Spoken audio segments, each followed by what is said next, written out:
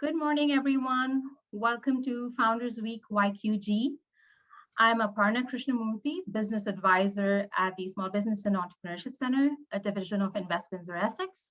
I work predominantly in supporting entrepreneurs and startups establish themselves and find their groove. Founders Week is an event that is all about bringing together entrepreneurs, startups, innovators, changemakers, entrepreneurial support organizations, local leaders, and community. Our goal is to celebrate, educate, connect, and build momentum and opportunity around our region's startup community.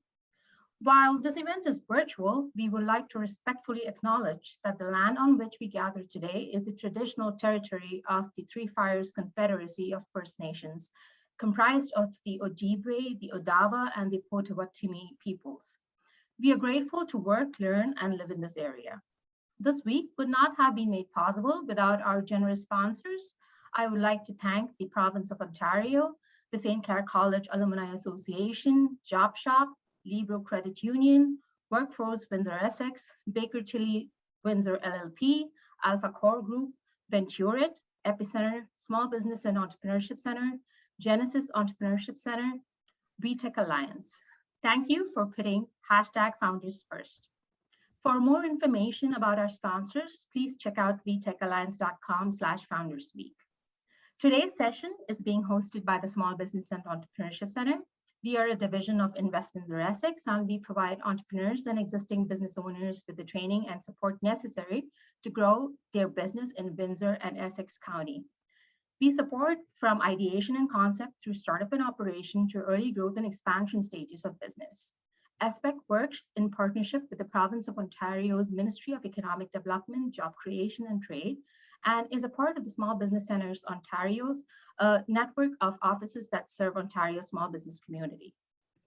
To learn more about what we do and how we can help you, please register for the Leveraging the WindsorEssex Entrepreneurship Support Ecosystem workshop later today at 3 p.m. Now to the housekeeping items. To be considerate and accommodate everyone attending today, we'll be doing things a little bit differently. This meetup by leveraging Zoom webinar. You might not be able to see all the attendees, but you will have ample opportunity to engage with our guests during the Q&A session. Feel free to use the chat feature located at the bottom video window to engage with the session attendees. Should you experience any technical difficulties, please send a message in the chat box. This session will be recorded. A video file, audio file, and relevant links will all be made available on WEtech Alliance's YouTube channel and included in the attended follow-up email. And finally, let's make sure everyone knows Founders Week YQG is where it's at. Be sure to share your #Founders Week YQG experience on Twitter, LinkedIn, Instagram, and Facebook. Also, we have created custom shareable GIFs for the event to amplify your Instagram stories. In the GIF search bar, please look up WEtech Alliance for custom GIFs for the event. Now, it gives me immense pleasure to welcome our moderator, Jordynne Ropat, onto the stage. Jordynne Ropat is the owner and founder of Planjoy, Windsor's first and only vegan donut shop. Planjoy makes gourmet donuts using high-quality, fair trade, and organic ingredients. While Jordynne's original plans were to attend medical school, she started Planjoy after she had craving for donuts, and there were no plant-based options available locally. She is grateful to have been operating Planjoy for almost 4 years and is excited for the future. On behalf of the Founders Week YQG team, thank you for joining us today. Over to you, Jordynne.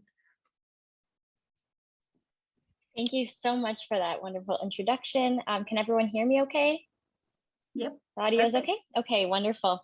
So if you see me looking to the side, I do have a little bit of a script, and I want to make sure that I do this properly and introduce Surria with the utmost care and respect, because she is so wonderful.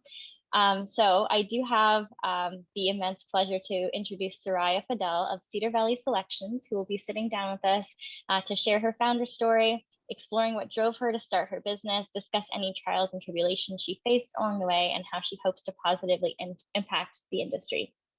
So Surria grew up in the restaurant business. After getting a Bachelor of Science degree, she moved into the health and rehabilitation field, which then led her to the fitness industry.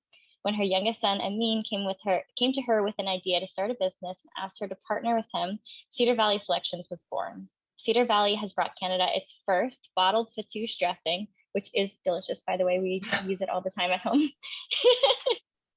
And authentic pita chips that can be found in over 650 stores across Canada.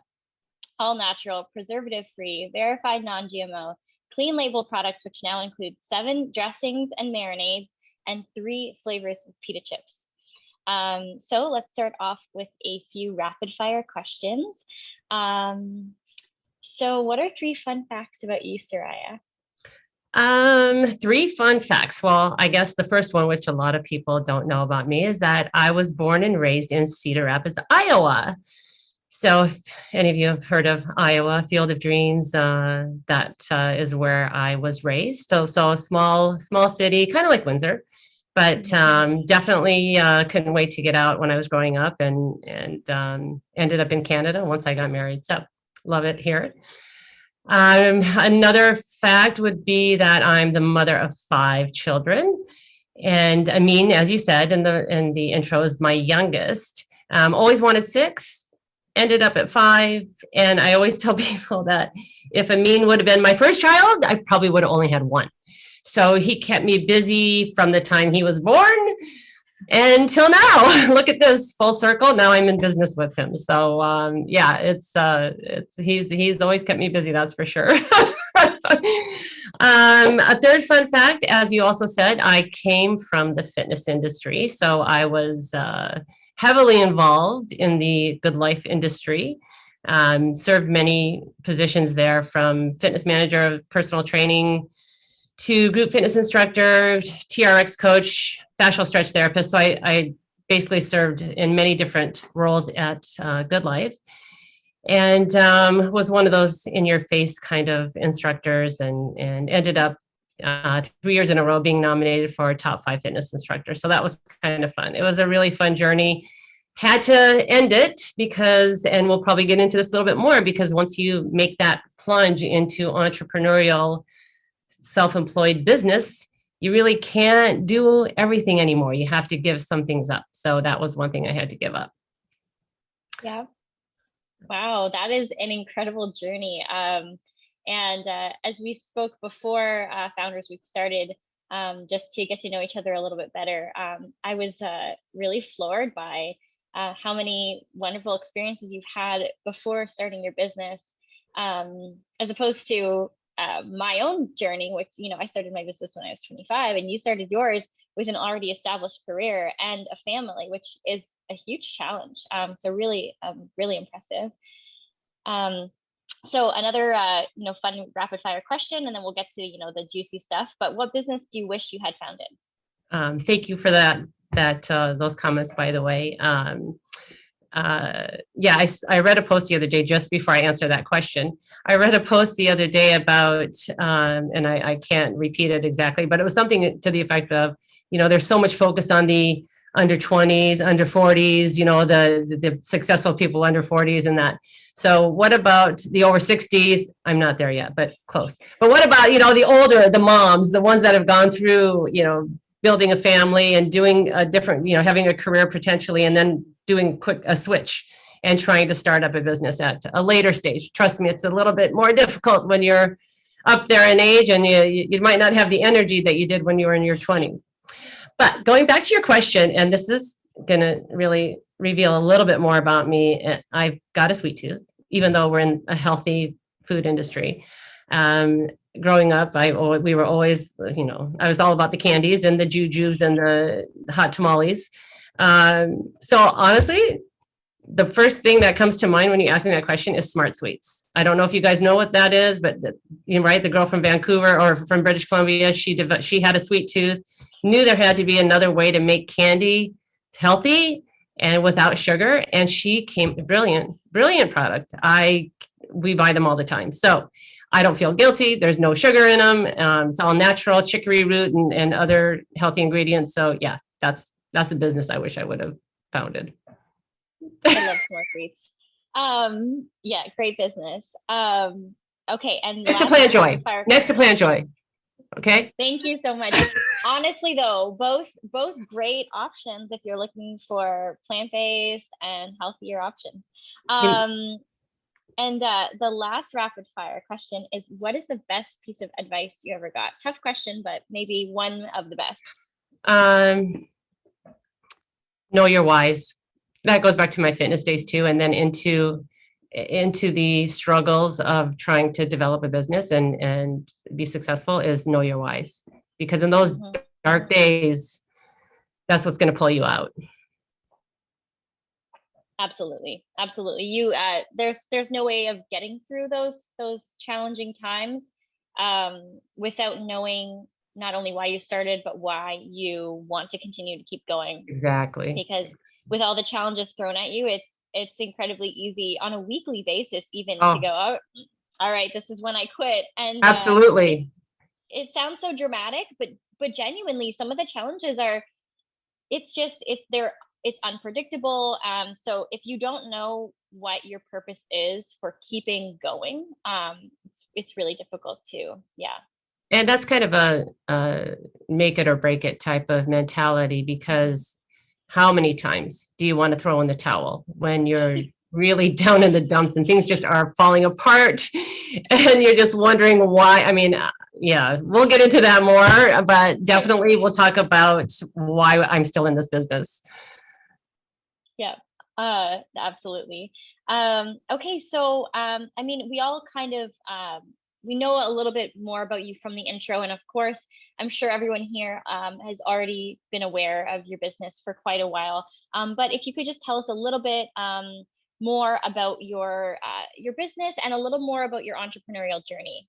Yeah, sure. It's a question that we get asked a lot, especially if there are other people that are startups right now listening to this. The story is so important to tell, and we underestimated that, but the more we grow, the more we realize that people love to hear, they want to know who's behind the business, and especially if it's a family business, they're all over that. Local is another key. But what happened was, I was doing my fitness thing, getting people out of pain with my therapy. And it was towards the end of grade 10 at Bell River High School. And there was an announcement that 30 students would be awarded a $3,000 grant if they had a small business idea. So that was across Windsor. So he came running home, Mom, 16 years old, right? Endless energy. Mom, I can get $3,000 to start a business. What should I do? I'm like, I don't know. I'm too busy. Like, I'm doing my own thing. You'll figure it out, kind of thing, right? Plus, he's number 5. Number 1, if they would have come to me, I would have been more patient and more, I would have offered more advice.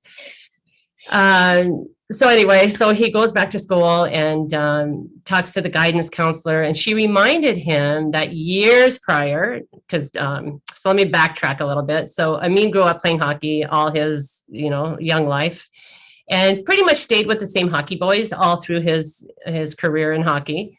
And probably 5 or 6 years before he was in grade 10, one of the moms was like, can't you guys just bottle this dressing and sell it to us? Because I was always bringing the fatouche to every hockey party. So fast forward, the guidance counselor, who was also one of the hockey moms, said to him, why don't you try it? What do you got to lose, right? You got $3,000. So he came home and he said, Mom, I got it. We're going to bottle fatouche dressing. Can you come up with a recipe? And I wanted to kill myself because I don't measure anything. So I'm like, I don't know if I could do this.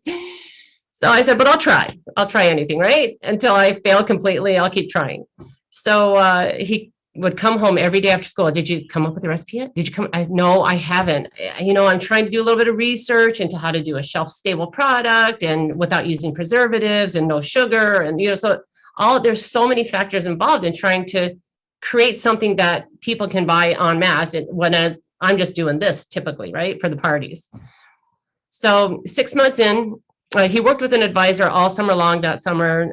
6 months in, he came to me and he said, Mom, my advisor said that I can't get the other half of the grant because I still don't have a product. So that was all I needed, was a little kick in the pants to get something in a bottle. So I finally put something together, had it bottle ready. January of 2016, we had a product.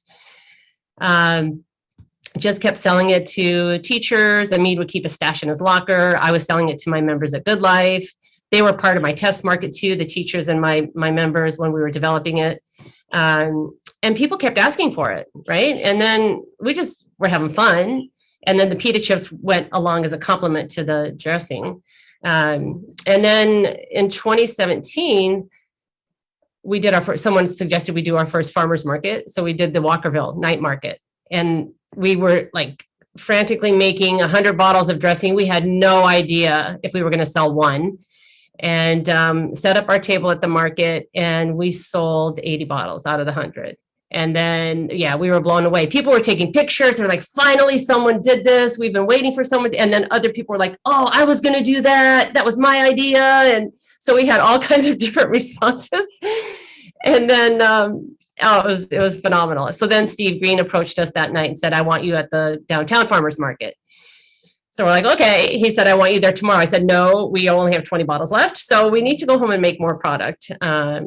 Anyway, so then we knew we had to get a kitchen. So there's the whole process. But fast forward from the farmers market, where I don't know a better place to start as a test market to test your product. And Steve and Mike said at that time, you guys are going to be brick and mortar next year, which they were right. In 2018, we got into Sobeys. We had to have our own commercial kitchen ready to go, and things started to snowball from there. So yeah, that was the startup of it all. And we went through the small business center. There's so much information. Like when you start a small business, there's so much to know and to understand.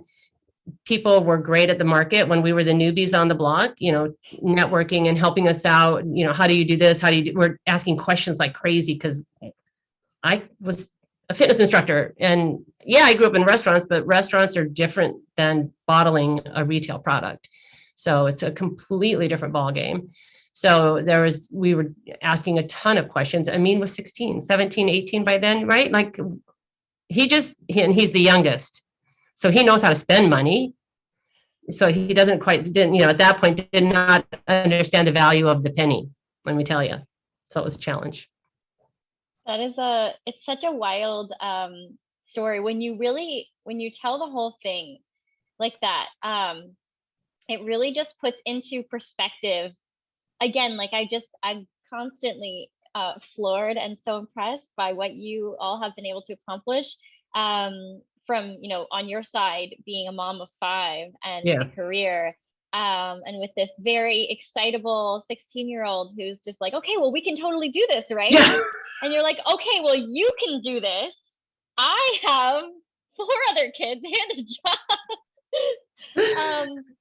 It's amazing. But, and so can you just briefly give a little more? So, for everyone that doesn't know, do you still have a brick and mortar, and where has that taken you now? So, because I'm aware that you have now moved on to a commercial kitchen, a little bit bigger in size. Can you detail a little bit more about that? Yeah. So our original location on Amy Croft was called a takeout kind of restaurant type thing. So because we needed that kitchen to prep and kind of manufacture small scale products. We searched for a co-packer for the dressings because it was really difficult. We actually ended up traveling, even while we had the Amy Croft location, we were traveling to Colborne, which was a 5-hour drive plus, because there was a government run facility where you could go in and rent their kitchen. You could hire their staff to help you. So we were bottling in a shift, we could bottle 800 bottles of dressing, which I couldn't keep doing at that little kitchen we had. So we started making those drives. Oh gosh. I mean, every week, every 2 weeks, I don't even remember. It was awful. It was quite an experience. It was a lot of intense driving and sharing the drive with Amin, and early mornings, late nights, but we did it because it made sense to us at that time. So I went from starting off at the farmer's market with my little blender, my KitchenAid blender, to a RoboCube, which is like a massive 10-liter food processor. From there, we graduated to that center in Colborne, which was 250 liters of product. And then We found a co-packer finally in November. After looking for 18 months, we found one that was suitable for us November of 2019. And their production runs are 1,000 to 2,000 liter runs. So you can see quite the progression from that. So they took over the dressings, which was fabulous. And then we searched for 2 years. And while we were searching for that, we were searching for pita chip co-packers for all over North America. We got desperate. We had to even look outside of Canada because we could not find anyone that would make it the way we had intended it to be. So after the search of 2 years, we just said either we let go of that product, we just give up and stop making pita chips, or we open our own facility. So that's where I am today. So we're in Oldcastle, we rented a warehouse, and we're a manufacturing facility now. So a whole new journey for me as trying to run this place with all the regulations that are required and getting certified. And yeah, it's quite another learning experience. Oh my gosh, that is incredible. Oh my gosh, wow. So going from a small scale, which obviously you have to start out that way. You can't start out, with renting a humongous production facility. But to start out with a small location in Amy Croft with a little robo coupe, to taking those drives weekly, like 10-hour round trip, to graduating to your own production facility, I think it's really helpful for our viewers to hear that progression, because I think sometimes it's really easy for those of us that are in earlier stages of our businesses, or maybe for those of us watching who don't have a business, but maybe have an idea, to look at your success and think, oh my gosh, like there's no way I'll ever be able to get to that point. But that's not true, because you've taken multiple smaller steps along the way. And all we're seeing now is the end product of, shelf stable, 650 stores, your own production facility, which obviously gives you more flexibility to go in whenever you want, to have your own staff there, to have a little more of your own control over the process. But that didn't just happen overnight. No, and I think, and that's where social media has a disadvantage, is that on the forefront, on the surface, it looks like, oh, look at all these businesses are so successful. And then you're in your own little rut with your business. And my other children are entrepreneurial as well. So I'm kind of coaching them, because they get in their down low, I'm depressed today. I'm like, yeah, well, that's part of it. So if you want to be an entrepreneur, you got to deal with all the emotional rides that you're going to be involved in. So, that's why I really am not a big social media fan, because it flowers things up. It makes things look perfect. They're not. And I think that's really important for entrepreneurs starting up. You have to reach out to other people that are in the same position, because I'm going to tell you right now, Jordynne, you and I can talk all day long about business. Doesn't matter whether we're both in food or not. It doesn't matter. But because we're both entrepreneurs, we can talk all day long. But you talk to someone else that's not in that realm, they can't communicate. They're on a different level. I'm not saying this in a bad way at all. That's just not their interest. It's not their passion. They'd rather do, they have other passions that aren't the same. So you got to find like-minded people that you can bounce off of, because if you don't, you're going to drive yourself crazy. So it's really important to network. That is just keep asking questions, network, ask people, how did you start? That's what we did. Well, how did you guys start? It looked like when we had our co-packer for the dressings, they've got these vats, huge, massive, and they're doing all this stuff. And then I had, when we were still going to Colborne, I had a couple of, I think I told you this, Jordynne, a couple of production runs that had to go down the drain. So thousands of dollars. Of product we had to dump. And I just couldn't deal with it. I walked outside the building. I told the staff and my son, I said, you guys deal with it. I need to leave right now. So I walked out the building. I sat down against that brick building and I just cried. And I cried and I cried and I couldn't stop crying. And then the director of the facility was so cute. She came outside looking for me. She said, Amin said, you don't want to talk to anybody, but I just needed to come and check on you. And I said, well, I'll talk to you. I just don't want to talk to him. And so she started talking to me and started telling, some of her stories running that place. And we got up, we walked around for a while, and she just helped me get through it. Also with that, I was telling the co-packer about that whole scenario, and they're like, oh, what is that? Like I don't know how much it would have been, maybe a $3,000 to $5,000 loss. They said, well, let me tell you what happened here at this facility years ago when they were making a Caesar dressing, and the plastic from the Parmesan cheese got in the vat. So she's like, that was how many skids? 30 skid of Caesar dressing that had to dump because of the plastic. So she said, your little $3,000 mistake is relative, but that was monumental to me. And then the last point I want to make on that one, because this goes back to one of your first questions. While I was crying, I got a phone call from my daughter, my oldest, who also is the first one to give me grandchildren. I have 2 granddaughters. Had to throw that in there. Yeah, they're precious. But in the US, unfortunately. Anyway, sorry, I get distracted easily. But she called me and I was crying, and she's like, Mom, maybe this is the end of it for you. Maybe this is just a sign kind of thing that you're over this. You've been it, you tried it, you did it. Maybe it's just not where you need to be right now. And then she said to me, but let me ask you one question. Why do you keep doing this? And there's my why. And I said, because these moms come up to me and they tell me that their kids eat vegetables now because of our dressing, and they wouldn't eat vegetables before. So I'm bawling my eyes out saying that. And then it hit me. That was my why. That kids are enjoying salads with these dressings, and they're enjoying they won't eat broccoli. Here, let me put the avocado lime dressing on it. And then they'll eat it. So, I mean, I have 5 kids of my own. Obviously, I have a soft spot for children. So why would I stop? Why would I let something like this stop me from continuing? It made no sense to me. So I got up, pulled my socks up, went back in and said, okay, let's schedule our next production run.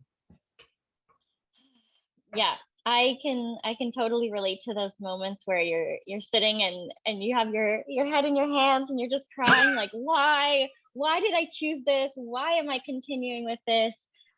Because those moments can really hit you hard, and it's just you're so right that if you don't have that why kind of in the back of your head or driving you, or maybe a photo that you can look back on, or maybe some kind words. One of the a good piece of advice I've gotten, and you can use this in whatever way is easiest for you, but sometimes if I get a really nice email, I'll put it in a special folder. And I haven't actually used this in a while to look back on.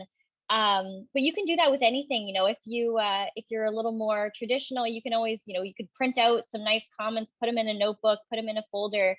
It sounds silly, but in those moments, looking back on something kind someone said to you, a really good Google review, a really kind message from, whether it's a customer or a supplier, or a fellow entrepreneur, somebody, because, in those moments, you don't always have the forethought to go, okay, well, or you don't always have the ability to call those people. You're not going to call up your best customer. You're not going to call up maybe that entrepreneur that maybe they may be busy, but if you have something to look back on, at least that may help you get through that really tough moment where you can't stop crying. And then, once you sort of get all the feelings out of your body, then you can kind of go back into your logical brain and go, okay, well, how can I seek support? How can I, is there somebody I can call now that I've composed myself a little bit more? But, having something like that, having a little folder of wins, can really help, because sometimes the challenges are really big, and it's not always easy to find that why in your head. Sometimes you need it to be shown to you physically. Absolutely.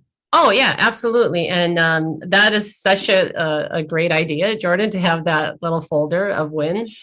And the other thing too is when you're a sole entrepreneur like yourself, it's a little bit more difficult because you don't have anyone to bounce off of other than, maybe family support or your friends or that type, but as a sole owner.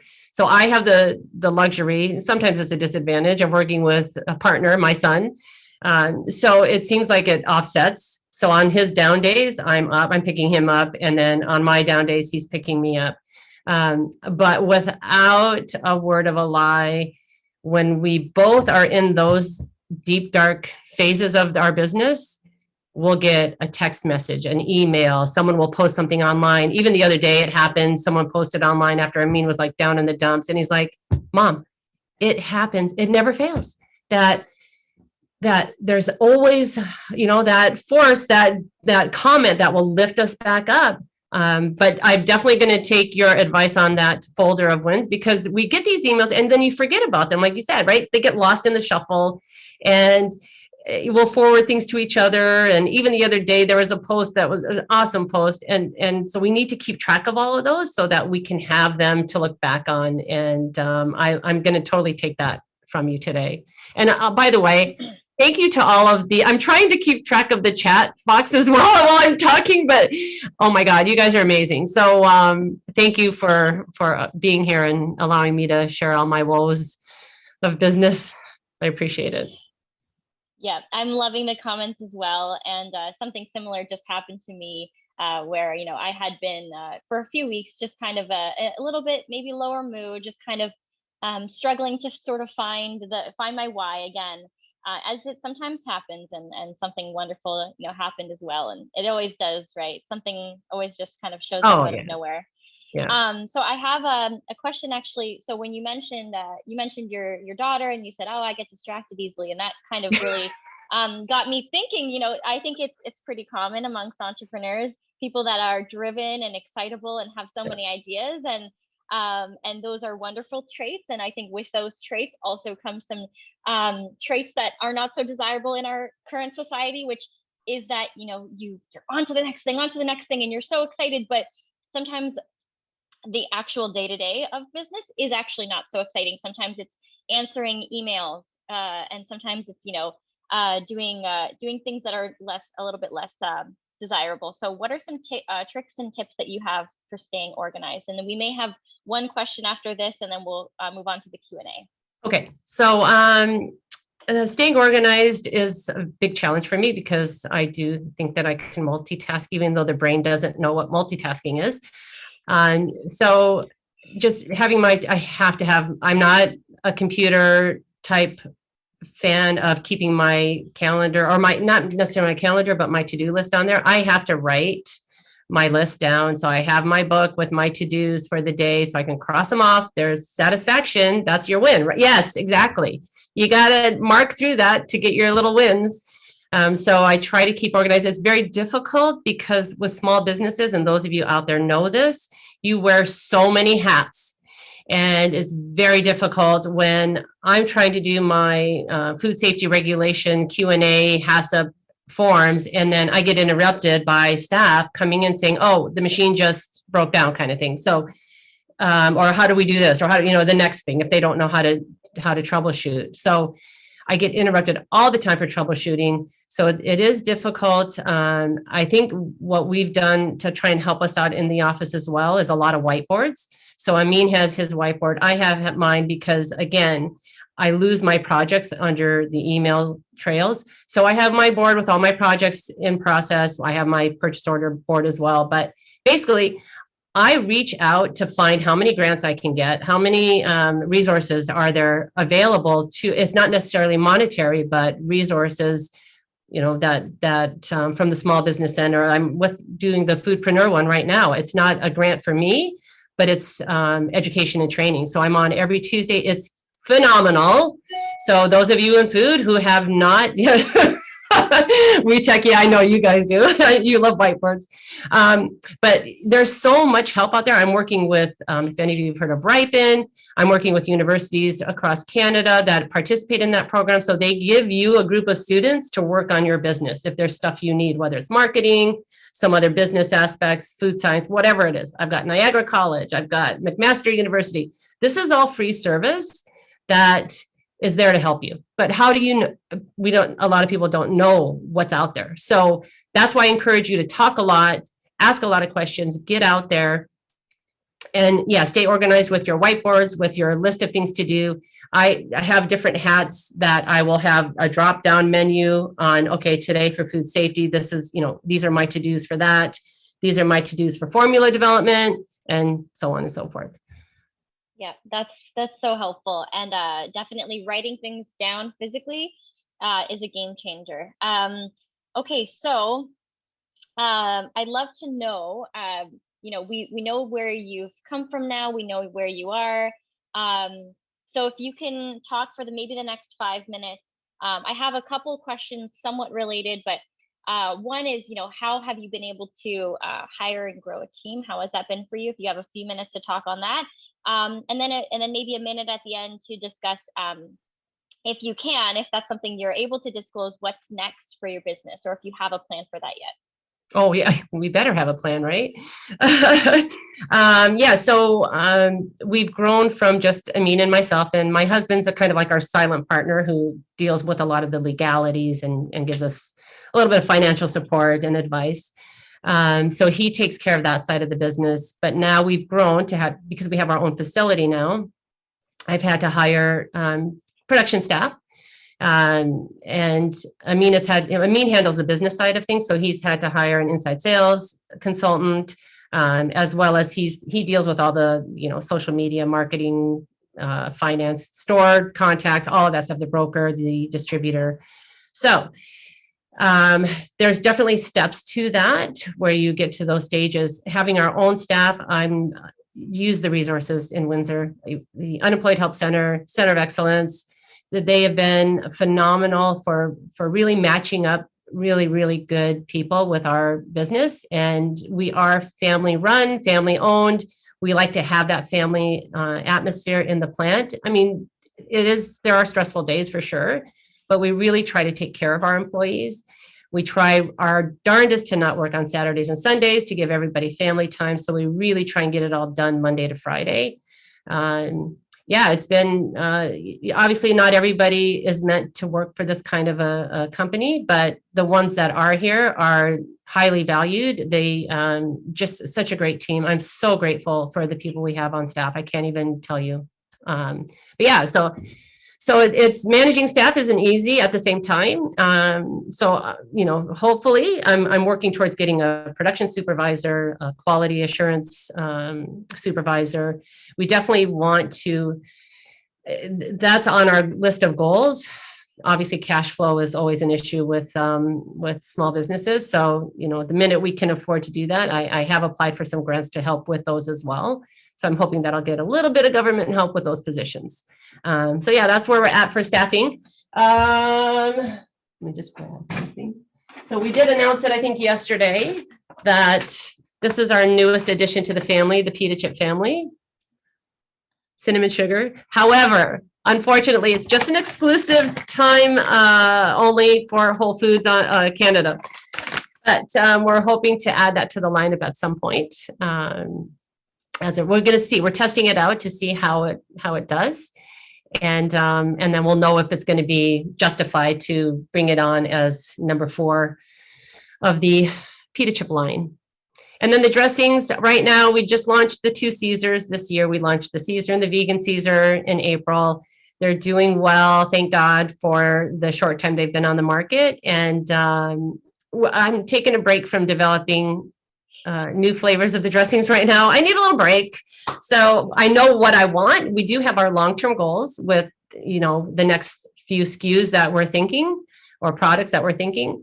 But I just need a little bit of time to just get this facility where it needs to be. And then I can look at maybe doing that.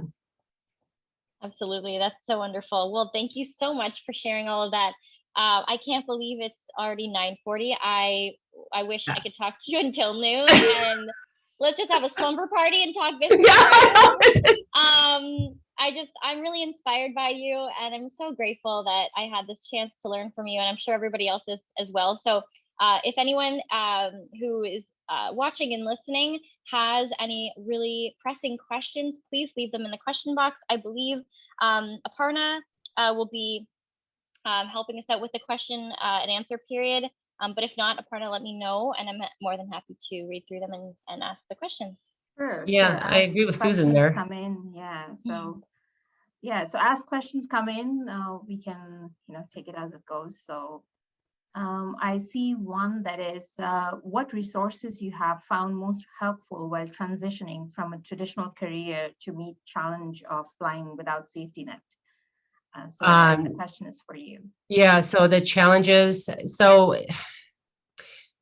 I guess I came from a family where my dad was an entrepreneur. He was always self-employed, and he was kind of my role model for that. So we were raised to without limitations as far as trying anything we wanted. He never told us we had to go to school. He never told us we didn't have to go to, well, actually one time he told me to quit university, but because he never went to university, he was just self-made.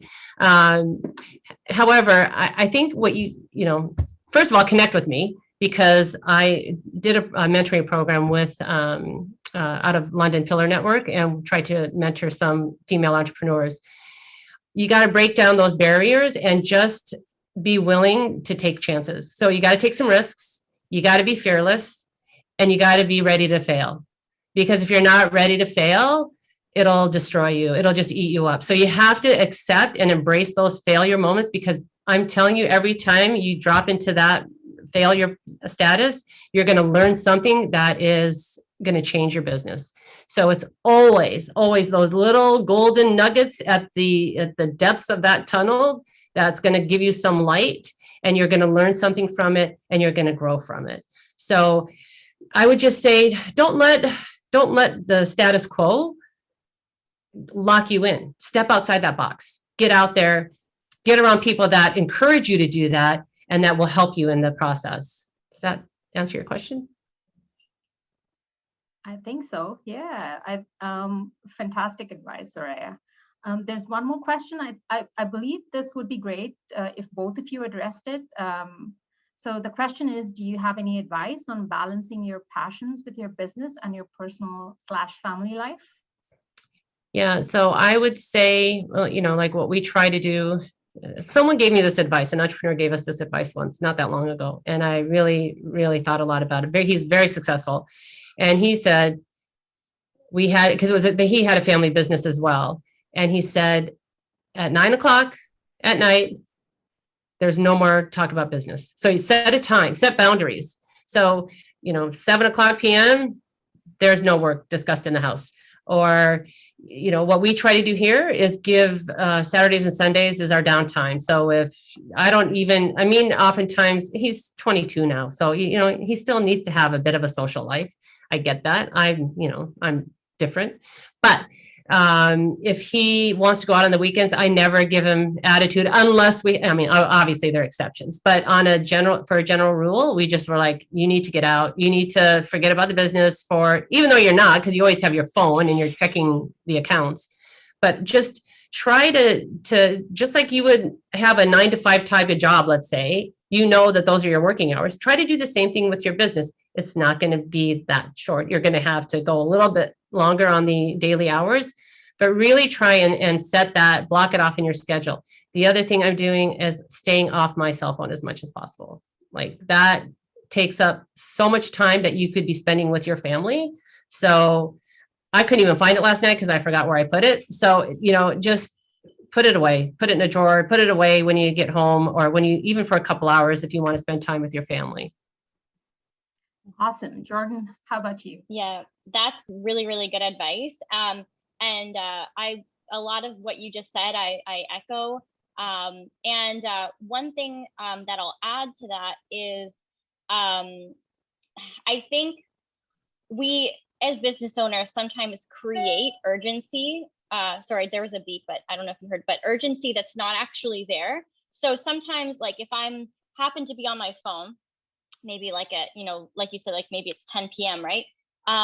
Just mindlessly scrolling. I open up my email, I notice a business email comes in. Oh my gosh, urgent, have to answer right now. Do I have to answer that at 10 p.m.?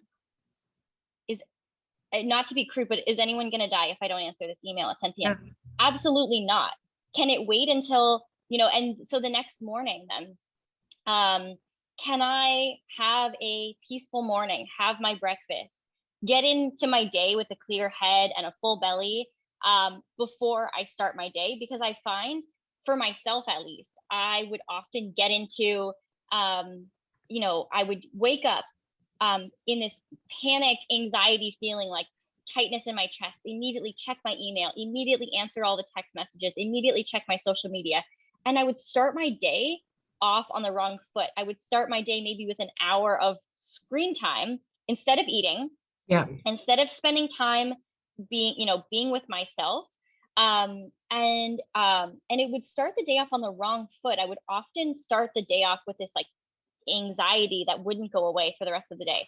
So now, you know, every day that I possibly can, I do yoga in the morning for an hour. And I make sure to have a really nutritious breakfast. And that usually helps me. Like, the rest of the day often is so much more calm and it goes more smoothly. And I'm able to look at my email and spend 5 minutes answering something, rather than previously I may read it and I'm not in the right headspace. So I'm like anxious and worried about it. And it takes me a half hour to answer what could have been something really quick. So I think it's like the point of rest is not to be more productive, but it's funny that rest actually does make you more productive, because you're able to handle your life in a more cohesive, calm way. So yeah, boundaries. Well said. Awesome line, Jordynne. So that's a quote for us. Rest makes you more productive. All right. I don't see any more questions, but we have time to take one more. Is there anyone with any other questions? We'd be happy to take them.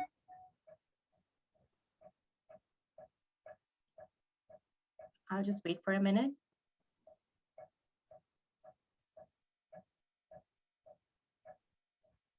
Okay. All right. I guess not. I think both of you have done fantastic work, just covering all the gamuts of what it takes to be an entrepreneur. So thank you so much to both of you. So I have copy pasted a link in the chat box for all of you. Please take a look at that link. You will get a chance to win a $50 Windsor card if you complete the link, which is essentially a giveaway, a survey for today's feedback. Before we close the event, if I may, Jordynne and Surria, can we do a quick screenshot picture? Are you comfortable doing that? Sure. For sure. Awesome. Let me. Okay. Are you ready, ladies? Oh, ready. Yes. Okay. Wait. Okay, here I go. All right. I think that's good. Thank you. Got it? Yep, perfect. Thank you. Okay, can I just make one more comment before we go? Someone commented about having a chat session. I would love that, because I would love to have an interactive session with a bunch of business owners, and we try to do that outside of Windsor when we connect with other small businesses, where if we could start something like that. I keep saying we need to have some kind of a small business networking kind of, Surria, who do you use for coconut oil, or who can I get for olive oil? And you know what I mean? Stuff like that, where you can throw questions back and forth at each other and somehow, like, I don't know, or start a podcast. Yeah, sure.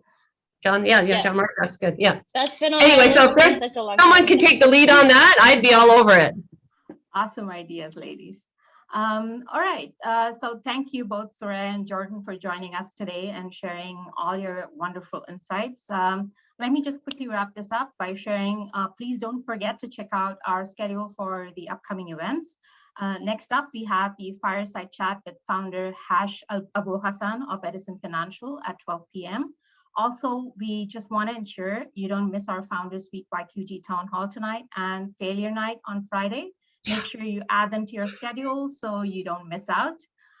In case you missed it, Founders Week is also offering perks while the quantities last. So please do check out the Fun and Freebies tab to learn more. Thank you so much, ladies, for your wonderful, wonderful insights and experience. It was great listening to both of you. One thing I did notice is a theme here in Windsor.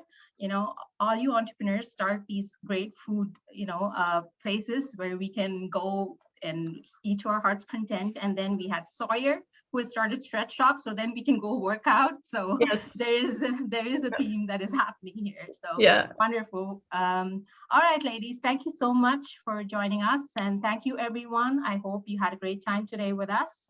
Take care and have a great day. Bye-bye. Thank you. Thank you. Bye. Bye.